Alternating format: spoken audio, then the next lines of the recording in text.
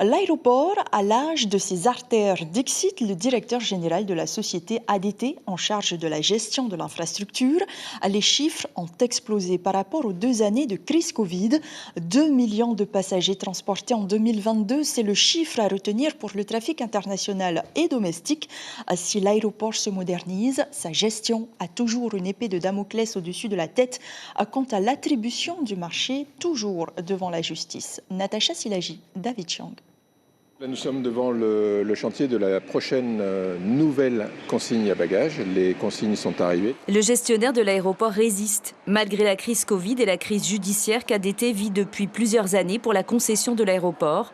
La société continue de voir grand pour développer le trafic aérien. Parmi les travaux qui sont prévus cette année en 2023, il y a l'extension de cette zone de comptoir d'enregistrement, la rénovation des comptoirs et l'extension de cette zone, de manière à pouvoir accueillir à la fois Air Tahiti et Air Moana. Le trafic aérien a fait un bond de 70% en 2022. 2 millions de passagers sont passés par ici et repasseront par là en 2023 selon les prévisions. Les touristes sont de retour et stimulent le trafic international et domestique. L'aéroport est joli, petit et compact et il n'y a pas trop de monde, c'est bien. Je pense qu'il est joli, sympa. Il faut le rénover déjà là, le plafond il est pas pour avoir. Mais sinon, ça va, il est bien. 2 milliards de travaux sont engagés pour maintenir l'aéroport et ses 60 ans en état, aussi bien à l'intérieur que sur la piste, car l'aéroport, c'est aujourd'hui 8 compagnies aériennes et 40 vols par semaine. Delta Airlines a déjà annoncé son retour pour 3 mois à la fin de l'année. Les pistes des aéroports de Raiatea et de Rongiroa sont aussi à rénover. Reste à savoir si ADT sera toujours aux commandes demain ou si Vinci prendra les rênes.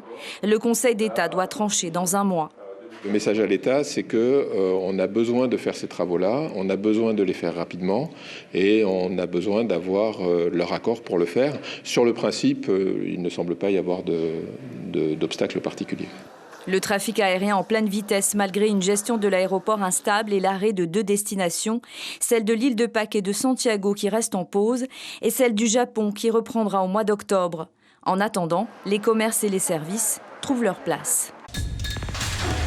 L'information en continu sur Polynésie la première, Internet et réseaux sociaux.